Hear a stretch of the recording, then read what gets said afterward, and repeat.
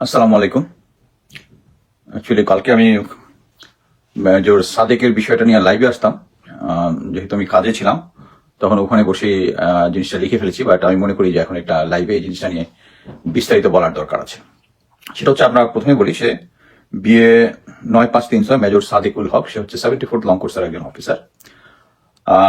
তার ওয়াইফ হচ্ছে সুমাইয়া জাফরিন, যিনি হচ্ছে এর আগে পিজিআর এর কমান্ড্যান্ট ছিলেন, major general Jahangir Harun 20 long course. উনি যখন জিওসি ছিলেন সামহার, তখন এডিসি ছিল এই সাদেক। তার মেয়ের সাথে বিবাহ হয়েছে, সেটা কোনো সমস্যা না। যেটা হয়েছে, প্রথমে আমি বলেছিলাম যে তার পোস্টিং হচ্ছে 36 ইস্ট বেঙ্গল রামুতে, এবং তার সিও যিনি মুস্তাফিজুল ফেরদৌস তার নাম। সে আমি যদিও স্ট্যাটাসে লিখেছিলাম 150 দিন ধরে অ্যাবসেন্ট আছে তার কাজে। অ্যাকচুয়ালি অনগ্রাউন্ডে এটা দেখা গেছে, এটা হচ্ছে 198 দিন, মানে 20 তারিখে যখন তাকে সেনাবাহিনী উত্তরের একটি বাসা থেকে যখন নিয়ে আসছে, তখন এটা 198 দিন সে অ্যাবসেন্ট ছিল। এখন এটার ব্যাখ্যা কি? এটা তো মানে সিও, আমি যেটা বলেছি যে একজন সিওর পক্ষে অ্যাকচুয়ালি সম্ভব না যে একটা অফিসারকে 198 দিন ধরে দূরে রাখতে। এখন তার ব্যাখ্যাটা আমি যেটা শুনলাম, যে সে বলেছে যে সেখানে রামুতে থাকা অবস্থায় নাকি সে সিএমএইচ এ ভর্তি হয়েছে, তার হার্টের সমস্যা নিয়ে ওখান থেকে ঢাকা রেফার হয়েছে, ঢাকা রেফার হয়ে ঢাকাতেই এতদিন ছিল। মানে এটা একটা cover up operation. Actually Bangladesh সেনাবাহিনীর যে কোনো অফিসার যদি সিএমএইচ এর সম্ভবত 100 ডেজ এর বেশি, সংখ্যাটা কম বেশি হতে পারে, যদি থাকে, তাহলে তাকে কিন্তু তার টেম্পোরারি র্যাঙ্ক ডাউন হয়ে যায়। তার মানে হচ্ছে সে যদি মেজর হয়, এবং সে যেহেতু ইয়াং মেজর, তার মেজর র্যাঙ্কটা পার্মানেন্ট হওয়ার কথা না, সো সে কিন্তু ক্যাপ্টেন হয়ে যাবে। এটা কি করা হয়েছিল? হয়নি। বাট অ্যাকচুয়ালি এটা হচ্ছে একটা কাভারিং আপ অপারেশন। আপনারা সবাই জিনিসটা আবার বলি আমি ইয়া থেকে। সে কিভাবে ধরা পড়লো? ডিএমপির গোয়েন্দা শাখার তথ্য অনুযায়ী 12 জুলাই 2025 তারিখে ভাটরা থানা পুলিশ দুজনকে গ্রেফতার করে উত্তরে একটা বাড়ি থেকে। বাসার নম্বরটা আমি দিয়েছি, 83 নম্বর road, road number 18, sector 11। Sohel Rana এবং তার স্ত্রী স্বামী ইয়াসমিন, এরা যখন তাদেরকে যখন 12 তারিখে গ্রেফতার করার পরে তাদেরকে যখন ইন্টারভিউশন করে টিএফআই সেলে, তখন তারা জানায় হচ্ছে যে অ্যাকচুয়ালি এই মেজর সাদেক এবং তার ওয়াইফ, তার নির্দেশনাতেই সে আওয়ামী লীগের যে সমস্ত লোকজন আছে তাদেরকে ঢাকায় জড়ো করে বিভিন্ন সময় বিভিন্ন জায়গায়, 3টা জায়গার কথা সে বলেছে। একটা হচ্ছে মিরপুর ডিওএইচএস, কাটাবন, আর পূর্বাচলের সিসেল রেস্টুরেন্ট। অ্যাকচুয়ালি যে কি বলে টেক্সট যেটা পেয়েছি, সেটা হচ্ছে পুলিশ যেটা ইনিশিয়েট করেছে, ওটার মধ্যে সি শেল, সম্ভবত সি শেল মানে সি শেল রিসোর্ট হয়তো হবে, আমি জানি না। আমি ওই জিনিসটাই লিখে দিয়েছি এখানে। এখানে জানাইছে যে গত 8 জুলাই 2025 তারিখে সে জানাইছে বসুন্ধরা আবাস এলাকার কেবি কনভেনশন সেন্টারে ওখানে 400 জন কর্মীর একটা প্রশিক্ষণ হয়, যেটা হচ্ছে যেটা আপনারা আমার দেশের রিপোর্টে দেখেছেন, যেটা হচ্ছে হিট অ্যান্ড রান টাইপ একটা প্র্যাকটিস। এটা প্রশিক্ষণ কে দিয়েছে? এই মেজর সাদেক এবং তার ওয়াইফ। এবং এই হলটা ভাড়া করছে হচ্ছে সাম বায়েজিৎ, যার বাড়ি গোপালগঞ্জ। আচ্ছা, যে লোকটা ধরা পড়ছে সোহেল রানা উত্তরাতে প্রথম ভাট্টা থাকতে, তার বাড়ি গোপালগঞ্জ, হচ্ছে আওয়ামী লীগের লোক। তাকে জিজ্ঞেস করা হয়েছিল যে মিরপুর ডিওএইচএস এ কিভাবে প্রশিক্ষণ পরিচালনা করা, যেহেতু সিকিউরিটি এরিয়া, বুঝছে না, একটা অনলাইনে একটা অ্যাপ্লিকেশন ফর্ম পূরণ করতে হয়, করার পর নাকি একটা টোকেন, ওই টোকেনটা শো করলেই তাদেরকে ধরে দেয়। তার হচ্ছে এর সাথে ডিফেন্সের কিছু লোকজন জড়িত, যারা জানে যে অ্যাকচুয়ালি যেখানে সিকিউরিটি যত টাইট, ওখানে যদি কারো অ্যাক্সেস থাকে, then it is easy thing. So এখানে সেনাবাহিনীর লোকজনই যারা এটার সাথে জড়িত আছে, তাদের মধ্যে কেউ এই সিস্টেমটা যেহেতু জানে, এই লুপহোলটা ইউজ করে ওখানে ট্রেনিং এর ব্যবহার করছে আর কি।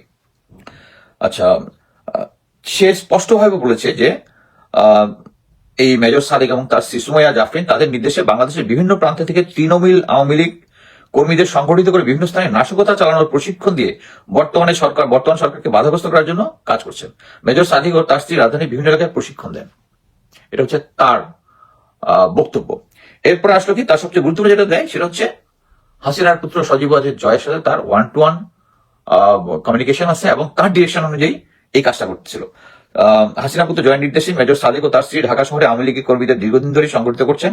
তাদের মূল পরিকল্পনা হচ্ছে সুযোগ মতো 3 থেকে 4 লাখ আওয়ামী লীগ নেতা কর্মী সমাগম ঘটিয়ে প্রথমে তারা বিমানবন্দর অবস্থান নেবেন, পরবর্তী শাহবাগে অবস্থান নেবেন, এরপর ভারতের সাথে সমন্বয় করে সেই কাজটাকে ফেরত নিয়ে আসবেন। এটা অবশ্যই একটা হাস্যকর প্ল্যান, তো কোনো ডাউট নাই এটা সম্ভব না। কারণ এই পার্টিকে আমরা দেখেছি যে বিমান দুর্ঘটনার সময় একটা পাবলিক সেন্টিমেন্টকে কাজে লাগিয়ে তারা একটা ওখানে অ্যাটলিস্ট 100 লোকও জোগাড় করতে পারে নাই।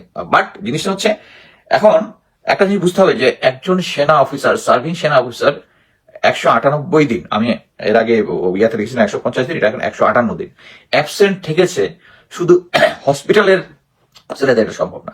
এখানে আমি যেটা বলবো যে একটা অফিসারের একজন কমান্ডিং অফিসার, তার যে কমান্ডিং অফিসার আছে মুস্তাফিজুল ফেরদৌস, সে বিগ টাইম আওয়ামী লেসপেন্সার, সে এবং তার ওয়াইফ হচ্ছে পুলিশের অফিসার ছিলেন বা এখনো আছেন। তারা অ্যাকচুয়ালি প্রায় 9 বছর ধরে, 2 টেনিউরে 9 বছর ধরে এসএসএফ এ ছিল।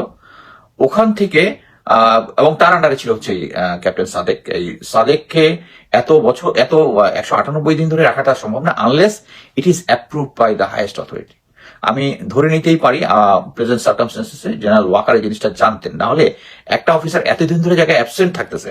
ইভেন তার সিও এখন যে কথাটা বলতেছে যে সে হার্টের ইয়ের জন্য রামুস সিএমএইচে ছিল, ওখান থেকে ঢাকায় রেফার হয়েছে, এবং এই জিনিসটা হইলেও মানে অ্যাকচুয়ালি তাকে কিন্তু মানে অ্যারেস্ট বলবো না, সেনাবাহিনী গিয়ে একটা উত্তরের একটা বাসা থেকে নিয়ে আসছে, এটা সম্ভব হতো না।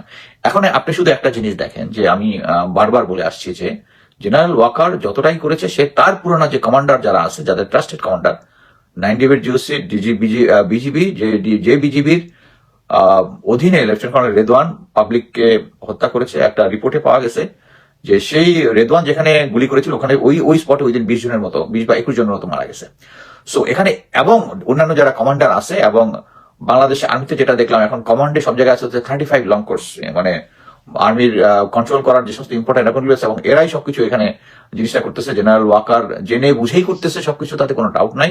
এবং যখন ভাটরা থানাতে যখন এরা সাক্ষী দিল মেজর সাদেকের এগেনস্টে, তখন সে এই মেজর সাদেক তখন গোয়েন্দা সংস্থা যেটা জানার পরে তখন ভাট্টা থানাকে বলছে না, সেনাবাহিনীর লোক, যে আমরা সেনাবাহিনী নিয়ে আসবো। তখন সেনাবাহিনীর লোক যখন ওখানে গেছে, নক করার পরে 3 ঘন্টা পরে সে দরজা করছে।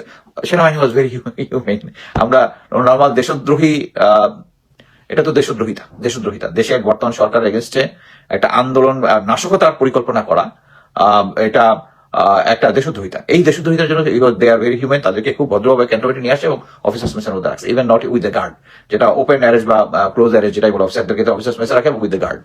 সো এই সিচুয়েশনে যেটা বোঝা যাচ্ছে, এখন এই জিনিসটা এক্সপোজ হয়ে যাওয়ায় তারা এখন ড্যামেজ কন্ট্রোল করতেছে। বাট আমি মনে করি যে আমি যে স্ট্যাটাসটা দিয়েছি বা এখন যে লাইভটা করছি, এটার প্রেক্ষিতে নর্মাল যে মিডিয়াগুলো আছে, দে মাস্ট ইনভেস্টিগেট।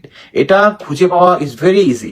ইভেন গতকালকে ডিএমপি থেকে একটা চিঠি গেছে সেনাবাহিনীতে যে মেজর সাদেককে তারা ইন্টারোগেট করতে চায়, তাদের সাথে কথা বলতে চায়, বিকজ সোহেল রানা এবং তার ওয়াইফের বক্তব্য অনুযায়ী এই জিনিসটা আসছে যে তারা ঢাকার মধ্যে বিভিন্ন জায়গায় দিচ্ছে। এবং আপনারা যদি আর একটু খেয়াল করেন, ইদানিং সুলতান রহমান একজন, আরেকজন হচ্ছে হাসিনা আক্তারের শোতে শুধু আসে হচ্ছে কলিমুল্লাহ এসে কিন্তু জাস্ট এই জিনিসটাই বলতেছে যে আওয়ামী লীগ সংগঠিত হচ্ছে, এই করতেছে সেই করতেছে, এবং ওর কথার সাথে দেখবেন এই ঘটনাটা মিলে যায়। সে বলার চেষ্টা করছে বাংলাদেশে তো আওয়ামী লীগকে নিষিদ্ধ করলে তার তো সাপোর্টাররা তো মরে যায়নি, তারা আছে। এই জিনিসটা এখন এই সুলতান রহমান একজন এবং এই হাসিনা আক্তার দুজনেই আমি বলবো বুঝে শুনেই এই কলিমুল্লাহকে প্রমোট করতেছে, এবং তার এই থিওরির সাথে কিন্তু এই থিওরিটা মিলে যাচ্ছে। এবং আমি অ্যাকচুয়ালি আমাদের মিলিটারি গ্রুপটাতে এটা দিয়েছিলাম, তারা ছোটখাটো বিভিন্ন এইটা তো ঠিক নাই, এইটা ঠিক নাই, তার মেয়ে তো পুলিশে ছিল না, এই ছিল না, ছোটখাটো জিনিসের থেকে এখানে ইম্পর্টেন্ট ব্যাপার হচ্ছে সাদেককে উত্তরা থেকে সেনাবাহিনী নিয়ে আসছে ক্যান্টনমেন্টে, এবং উত্তরা ভাটারা থানাতে 2 জন সাক্ষী দিয়েছে যে সেই এটার সাথে জড়িত, জয়ের সাথে জড়িত, এবং ঢাকা বিভিন্ন জায়গায় ট্রেনিং। এইটা হচ্ছে ইম্পর্টেন্ট, এইটা হচ্ছে কিওয়ার্ড। আপনি যদি এটা তো আমার কমন না আমি যখন শেখ হাসিনার আমল থেকে শুনতেছি গুজব বাজে সেই, আজকে এই আমি স্ট্যাটাসটা দেওয়ার পরে মোটামুটি এক পার্টি আসছে শুধু গালি দিতে, এবং যুক্তিটা হচ্ছে আওয়ামী লীগের তৃণমূলেরা কেউ জানে না, আপনি জানেন। আর বেটা আওয়ামী লীগের তৃণমূলেরা যদি মানে ধৈর্যনি জানে না বা জানে, তারা কি এসে এটা স্বীকার করবে? তারা এটাকে স্বীকার করবে? সো আমি মনে করতেছি কালকের মধ্যে নিশ্চয়ই বাংলাদেশের সব মিডিয়া তো আর জেনারেল ওয়াকার গোয়েন্দা সংস্থাগুলো কিনে ফেলে নাই, তারা এটা, এবং এটা প্রমাণ করা সবচেয়ে ইজি ভাটরা থানা, ডিএমপি, এবং আমি মনে করি যে সবাইকে কিনে ফেলতে পারে নাই জেনারেল ওয়াকার। সো এই জিনিসটাতে আচ্ছা আর কোনো পয়েন্ট মিস করলাম কিনা? আচ্ছা, আমি যেটা টেনেছি যেটা হচ্ছে এই কারণে জেনারেল ওয়াকার তার সমস্ত লোকজনকে কমান্ডে রাখছে, এবং আমি সবসময় বলে আসছি একটা অপরচুন মোমেন্টে সে তখন ক্ষমতা দখল করে তার আপাকে নেওয়ার ব্যবস্থা করবে। এই জিনিসটা একটা মানে আকাশ কুসুম স্বপ্ন, কিন্তু ভারতীয় গোয়েন্দা সংস্থা এবং আওয়ামী লীগ যে কোনো স্মল অপরচুনিটি তারা ব্রেক থ্রু করার চেষ্টা করবে, এবং দিস ইজ দ্য মোমেন্ট। যদি তারা আসলেই এটাকে সফল কাম হতে পারতো, তারা যে ক্যালকুলেশন যেটা করে নাই সেটা হচ্ছে যে বাংলাদেশের মানুষ, ইভেন সেনাবাহিনী, তারা শেখ হাসিনার বর্বরতার প্রমাণ দেখেছে। এখন আজকেই বিভিন্ন জায়গাতে দেখলাম যে একজন নাকি 100 কয়টা 1000 কয়জনকে খুন করেছে, এবং খুন করার পরে তার মগজ নাকি হাতের মধ্যে লাগে, এটার মধ্যে তার ভিতরে একটা সেন্সেশন কাজ করে। আমরা এখনো জানি না, তাজুল ভাই এখনো বলে নাই যে এই লোকটা কে। বাট এরকম একটা সিচুয়েশনে সেনাবাহিনীকে একটা ভালো জিনিস বলি, মানে অ্যাকচুয়ালি এই যে তথ্যগুলো আমি পেয়েছি, এটা যদি সবচেয়ে বেস্ট হতো যদি আমি নির্ভুলভাবে পেতাম, যদি আর্মির কাছ থেকে পেতাম, কিন্তু না, আমি তো পুলিশের সোর্স থেকে জিনিসটা পেয়েছি। এবং পুলিশের তারা একটু আপসেট যে বলেছে, স্যার আপনি বলতেছেন আমাদের এই বাংলাদেশের পক্ষে, কিন্তু আমাদের পুলিশ অফিসার কেউ এখন পর্যন্ত বলতেছেন, একজন বলতো তাও বন্ধ হয়ে গেছে এখন। সো এরকম একটা সিচুয়েশন, একটা জিনিস বুঝতে হবে, আমি ক্লিয়ার ভাবে বলি, আমি বাংলাদেশি সেনাবাহিনীতে চাকরি করে আমি গর্বিত। এটা একটা ভালো অর্গানাইজেশন যেটাকে ভারত এবং আওয়ামী লীগ নষ্ট করে দিয়েছে। জেনারেল ওয়াকার, আপনি যদি মনে করেন, আমি প্রথম জেনারেল ওয়াকার যখন দায়িত্ব গ্রহণ করে আমি আসছিলাম কনক স্যারের সাথে, তার স্যারের সাথে অনেক ভালো ভালো কথা বলেছি, বাট উনি কিন্তু ক্রমান্বয়ে আস্তে আস্তে প্রতিটা জায়গায় উনি ধরা খেয়েছেন, এবং প্রতিটা জায়গায় তার কিছু কেনা মিডিয়া, এই যে সার্জিস কয়েকদিন আগে স্ট্যাটাস দিচ্ছে, কেনা মিডিয়া ইউটিউবার তারা এসে তার পক্ষে হয়ে গেছে। এখন দেখবেন যে এই যে এখানে সে এই আর্মিতে এই যে এই ঘটনাটা ঘটলো, এটা দায় তাকে নিতে হবে, এটা দায় তাকে নিতে হবে। যে সেনাবাহিনীতে একটা অফিসার, তা আপনি কিসের কমান্ড করতেছেন সেনাবাহিনী? একটা অফিসার 198 দিন ধরে নাই তার পোস্টের মধ্যে, আর সে গিয়া বাইরে গিয়া আওয়ামী লীগকে ট্রেনিং দিচ্ছে, এটা যদি প্রুফ হয়, প্রুফ করা, আমি বলতেছি যে আমি যে ইনফরমেশন গুলো দিচ্ছি আমি জেনে শুনে কখনো, ইভেন পরবর্তীতে আমি যে সোর্স থেকে এগুলো জিনিসগুলো দিয়ে দেওয়ার পরে দেন আমি কতগুলো ইনফরমেশন আমি কারেকশন করেছি, যে ইনফরমেশন গুলো কারেকশন করেছি, যে অ্যাকচুয়ালি সাদেকের ওয়াইফ পুলিশ ছিল না, তার সিওর ওয়াইফ ছিল পুলিশ অফিসার। একটা জিনিস মনে রাখতে হবে, আমি এখানে 713 নদীর পাড়ে থেকে বসে এই যে সত্যটা বললাম, বাট ওখানে বাংলাদেশে যারা আছে তারা সাহস পায় না, এই কারণে বললাম। এবং এই কারণে ইনফরমেশন আসলে মূল জিনিসটা ঠিক আছে, দু একটা ছোটখাটো বিচ্যুতি থাকতে পারে, বাট অতএব ওকে ওই সাদেকের ওয়াইফ পুলিশ অফিসার ছিল, অতএব এই তথ্যই বুঝো। আরে ভাই, আপনি ভাটরা থানাতে যান, ওখানে কি হয়েছে ওখানে শোনেন, পুলিশ কি আসলে সাদেককে ইন্টারভিউ করতে চাইছে কিনা, সে কি 198 দিন অ্যাবসেন্ট আছে, কেস ক্লোজ। এটাই আমার বলার ছিল, যে তারা একটা জিনিস হিসাব করে রাখে নাই, যে আমাদের ছাত্র জনতা সহজেই তাদেরকে ছেড়ে দেয় না। তারা ইচ্ছা করলেই এসে শেখ হাসিনাকে নিয়ে আসবে, আর আওয়ামী লীগরা এসে এখানে তারা যেটা করতে পারবে সেটা হচ্ছে যেটা করতে চায়, হঠাৎ করে ছুটি আবার এসে কয়েক জয় বাংলা বলে আবার ধাওয়া খেয়ে ইয়ে হয়ে গেছে। সো আমি মনে করি প্রফেসর ইউনূসের এই কেসটাতে অন্তত জেনারেল ওয়াকারের কাছে জবাব দিতে চাওয়া উচিত। জবাবদিহিতা যদি সন্তোষজনক না হয়, জাস্ট ফায়ার, সারা দেশের লোকজন আপনার সাথে আছে। আদারওয়াইজ আমি বলতেছি, আমি নিজেও প্রফেসর ইউনূস সরকারের প্রতি অসন্তুষ্ট, সিরিয়াস বাট আমি মনে করি স্টিল এখন তার কোনো অল্টারনেটিভ এখানে নাই। বাট এই কি কারণে? কারণ আপনি যদি এই জেনারেল ওয়াকার এবং এই সিচুয়েশনটা কন্ট্রোল করে ফেলতেন, তাকে কিন্তু ফায়ার করতেন, এবং ইভেন জেনারেল ওয়াকার যদি অ্যাটলিস্ট এই 5 জন জেনারেলকে বিদেশে পালায় যাইতে না দিত, এবং খুন যারা আছে তাদেরকে যদি একটা সিম্পল অফশোর দেওয়া দিত, আমার এই কথাগুলো বলতে হতো না, আমার এই কথাগুলো বলতে হতো না। যে আমার নিজের কাছেই খারাপ লাগে, আমি সেনাবাহিনীর বিরুদ্ধে কথা বলছি। আমি গত বছর 31শে ডিসেম্বর এই নিউ ইয়র্কে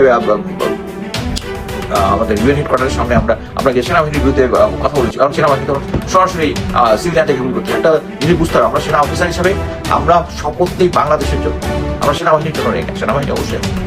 আমি আপনাকে যদি বলতে পারি, সেনাবাহিনী আমি যে জিনিসটা দেখে আসছি, the finest army in the world, আমি আপনাকে বলতে পারি। আমি ইন্টারন্যাশনাল লেভেলে ইউরোপিয়ান আর্মির সাথেও দেখেছি, আমেরিকান আর্মিদের সাথেও দেখেছি, এর সাথে জয়েন্ট ট্রেনিং করেছি। আমাদের আর্মি একটা ফ্যান্টাস্টিক আর্মি, যে আর্মিটাকে একদম মানে যাচ্ছাতাই করে দিচ্ছে হচ্ছে আওয়ামী লীগ সরকার। সো এইটাকে পুরো অবস্থায় নিয়ে যাওয়ার জন্য আমাদেরকে এই যারা খুনের মতো গর্হিত কাজ করেছে তাদেরকে আইনের আওতায় যদি না আসে, তাদের কোনো এক্সাম্পল হবে না। এখন জেনারেল ওয়াকার এবং অন্যান্যরা হেভি কি বলে ভ্রাতৃত্ববোধের আওয়াজ তুলে কিছু বললেই ভ্রাতৃত্ববোধ। গত 16 বছর ভ্রাতৃত্ববোধ কোথায় ছিল? যখন জেনারেল আজমিকে ধরা হয়েছিল তখন ভ্রাতৃত্ববোধ কোথায় ছিল? তখন তো এখন ভ্রাতৃত্ববোধ কোথায়? এখন ব্রিগেডিয়ার জেনারেল হাসান নাসির কি আপনাদের ভাই না? তাকে পিএনজি করছেন, লেফটেন্যান্ট ইফতেখার তাকে ডাকাতের কাছে ফাঁসিয়েছেন, দেখি আপনাদের ভাই হয় না? সে আপনাদের ভাই হয় না? তো এখানেই আমি আশা করতেছি ইনশাল্লাহ আজকালকের মধ্যে আমি যে তথ্য দিয়েছি মেইন স্ট্রিম মিডিয়া অবশ্যই এটা কভার করবে। কভার করলেই আপনারা কোনটা সত্য কোনটা মিথ্যা বুঝতে পারবেন। ধন্যবাদ।